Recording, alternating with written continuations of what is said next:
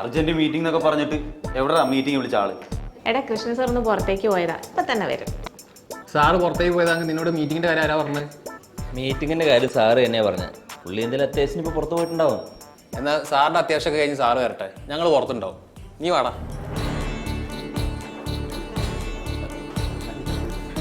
ഒരു 5 minute wait ചെയ്യാനുള്ള സാവകാശം പോലും ഇല്ലല്ലേ നിങ്ങൾക്ക്?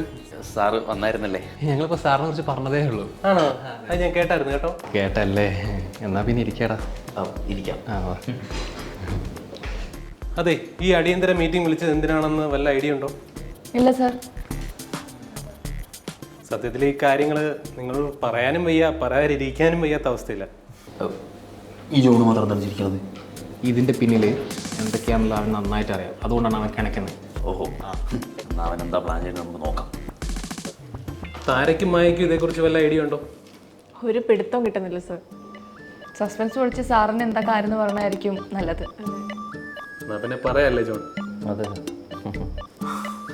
ഓക്കെ, ഇത് ആക്ച്വലി നമ്മുടെ ഓഫീസിൽ നമ്മളെല്ലാം കൂടെ ടീമായിട്ട് ഒത്തുചേരുന്ന അവസാനത്തെ മീറ്റിംഗ് ആണ്. മനസ്സിലായില്ല സാർ. നാളെ മുതൽ ഈ ഓഫീസിൽ നിങ്ങളാരും ഉണ്ടാകില്ല. അപ്പൊ ഞങ്ങളെ വേ ഓഫ് ചെയ്തല്ലേ സാർ? ഞങ്ങളടുത്ത് ഈ ചതി വേണ്ടിയില്ലായിരുന്നു. ഇതെന്താണ് സാർ, കേരളത്തിന് മുംബൈയിലുള്ള ബ്രാഞ്ചുകളൊക്കെ പട്ടിയെ പോലെ പണിയെടുത്തിട്ട് ഒരു മുന്നറിയിപ്പ് ഇല്ലാതെ പറഞ്ഞു വിടുന്നത് ശരിയാണോ? സാർ ഇങ്ങനെ ഒരു തീരുമാനം എടുക്കാൻ എന്താണ് റീസൺ? സാർ ഞങ്ങളുടെ ഭാഗത്ത് നിന്ന് എന്തെങ്കിലും മിസ്റ്റേക്ക് ഉണ്ടായിട്ടുണ്ടെങ്കിൽ അത് തിരുത്താൻ ഞങ്ങൾ എല്ലാവരും റെഡിയാണ്. അയ്യടാ, തന്നെ അങ്ങനെ തിരുത്തിയാൽ മതി. ഞങ്ങളുടെ ഭാഗത്തു നിന്നും ഒരു മിസ്റ്റേക്ക് വന്നില്ല എന്ന് ഞങ്ങൾക്ക് അറിയാം. അതെ.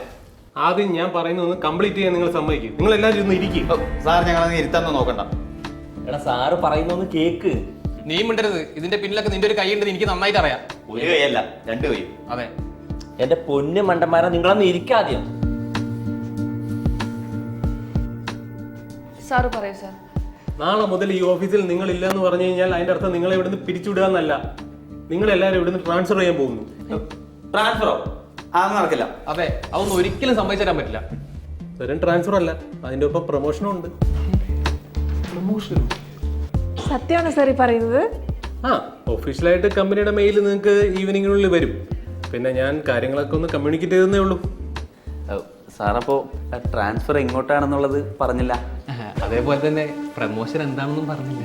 അയ്യോ, ഇപ്പോഴത്തെ സംസാരത്തിൽ എന്തൊരു സൗമ്യത. നേരത്തെ കടിച്ചു കയറാൻ വരുമായിരുന്നല്ലോ. അത് വേറൊരു മൂഡിലായിരുന്നു സാർ. അതും സാരമില്ല, കുഴപ്പമില്ല, പോട്ടെ. ഓക്കെ. നിങ്ങൾക്ക് അറിയേണ്ടത് ട്രാൻസ്ഫറിന്റെയും പ്രൊമോഷന്റെ ഡീറ്റെയിൽസ് അല്ലേ? അത് ഞാൻ പറയാം. കേരളത്തിൽ നമ്മുടെ കമ്പനി മറ്റൊരു ബ്രാഞ്ച് കൂടെ തുടങ്ങുന്ന കാര്യം ഞാൻ പറഞ്ഞിരുന്നല്ലോ അല്ലേ? അപ്പോൾ ആ ബ്രാഞ്ച് തുടങ്ങിക്കഴിഞ്ഞാൽ അതിൻ്റെ മാർക്കറ്റിംഗ് മാനേജറായിട്ട് പോകുന്നത് നമ്മുടെ മനു ആയിരിക്കും. അതേ കമ്പനിയുടെ കസ്റ്റമർ റിലേഷൻസ് മാനേജർ ആയിരിക്കും രാകേഷ്. നമ്മൾ വീണ്ടും ഒരു ഓഫീസിൽ. പിന്നെ നമ്മുടെ റീജിയണൽ ഓഫീസ് ആക്റ്റീവ് ആയ ശേഷം റീജിയണൽ മാനേജർ സാഗറിന്റെ കീഴിൽ അസിസ്റ്റന്റ് മാനേജറായിട്ട് പോസ്റ്റിംഗ് നമുക്ക് മായക്ക്. കോൾ അടിച്ചല്ലോ മോളെ. അതേ ഓഫീസിൽ തന്നെ മറ്റൊരു അസിസ്റ്റന്റ് മാനേജർ ഉണ്ട്, താര.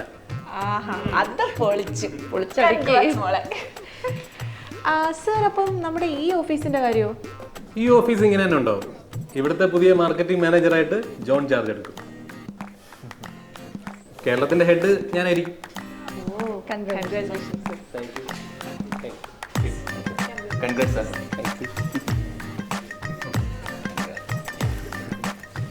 അപ്പൊ എങ്ങനെ, എല്ലാവരും ഹാപ്പി അല്ലേ? പിന്നെ ഡബിൾ ഹാപ്പി. മായ കുറച്ച് കൂടുതൽ ഹാപ്പി ആയിരിക്കും ഞങ്ങൾക്കറിയാം. അപ്പൊ നമ്മുടെ ഓഫീസിലെ പുതിയ എംപ്ലോയീസ് ഒക്കെ വരില്ലേ? വേണ്ടിവരും. അവർക്ക് ട്രെയിനിങ് കൊടുക്കാനാണല്ലോ ജോൺ ചെന്നൈ പോയത്. പിന്നെ അവരെ ട്രെയിനിങ് തീരുന്നതനുസരിച്ച് അവരിവിടെ ജോയിൻ ചെയ്യും. അല്ല സാർ, അപ്പോൾ ജോണിന് ഇതൊക്കെ നേരത്തെ അറിയാമായിരുന്നോ? അറിയായിരുന്നു. അത് മാത്രമല്ല, നിങ്ങളുടെയൊക്കെ പ്രൊമോഷൻ അപ്രൂവ് ആയത് ജോൺ കൊടുത്ത റിപ്പോർട്ട് അനുസരിച്ചും കൂടിയാണ്. ജോണോ? പിന്നെ വേറൊരു കാര്യം, കമ്പനിയിൽ നിന്ന് നിങ്ങളുടെ കാര്യം നിരീക്ഷിക്കാൻ വേണ്ടി വിട്ട സ്പൈ കൂടിയാണ് ജോൺ. അല്ലോടോ? ഓക്കെ, നമുക്ക് ഏതായാലും ഇതൊന്ന് മധുരം കഴിച്ച് ആഘോഷിക്കാം. എന്തു പറയുന്നു? അപ്പോൾ വാ, എൻ്റെ കൂടെ മായം താരം കൂടെ ഒന്ന് പറഞ്ഞേ.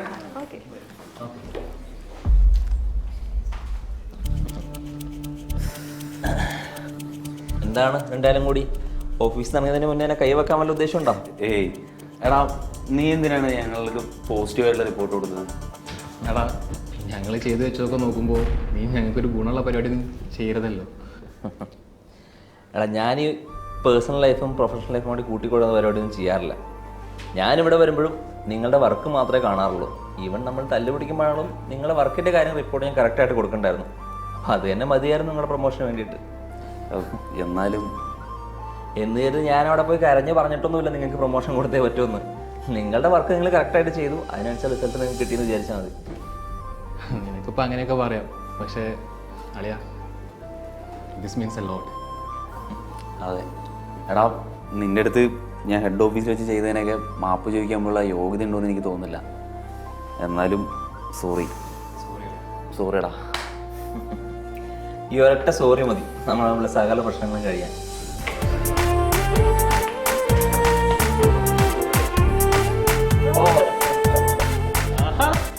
നിങ്ങൾ പ്രശ്നങ്ങളൊക്കെ തീർത്ത് ഒന്നായോ? Very good. അപ്പൊ നമുക്ക് പ്രൊമോഷൻ കിട്ടിയതും സൗഹൃദം പുതുക്കിയതും എല്ലാം ചേർത്തങ്ങ് തകർത്ത് ആഘോഷിച്ചാലോ? Guys, play the music.